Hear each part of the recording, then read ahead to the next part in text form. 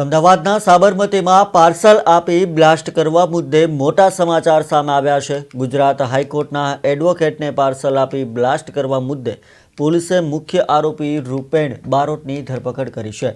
સાથે સાથે બોમ્બ બનાવવામાં મદદ કરનાર રોહન રાવળની પણ ધરપકડ કરવામાં આવી છે। ત્યારે પોલીસને આરોપી પાસેથી 2 તૈયાર પાર્સલ બોમ્બ મળી આવ્યા છે। આરોપી પાસેથી એક તમંચો અને 5 જીવતા કારતૂસ પણ મળી આવ્યા। તો આ કેસમાં કુલ 4 આરોપીઓની ધરપકડ થઈ ચૂકી છે અને આ ઘટનાની પોલીસ વધુ તપાસ કરી રહી છે।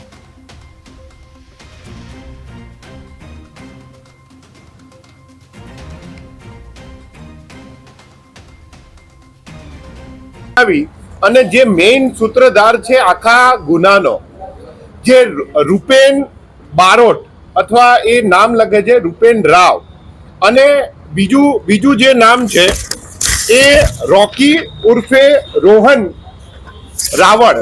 એ બંને જે બેના મુખ્ય આરોપી હતા એને પકડવા માટે જુદી જુદી ટીમો બનાવી અને એ ટીમ બનાવી અને એને પકડવા માટે કાર્યવાહી કરતા ગઈકાલે રાતે એ આપણને બંનેને પકડી લીધેલા છે। જ્યારે એમને પકડવામાં આવ્યા ત્યારે એમની પાસે એક કાર હતી અને કારની અંદર 2 જીવતા બોમ્બ તથા એક એમની પાસેથી દેશી તમંચો જે હાથ બનાવટનો જે રીપેને જાતે બનાવેલો હતો। બંને બોમ્બ પણ જાતે બનાવેલા હતા।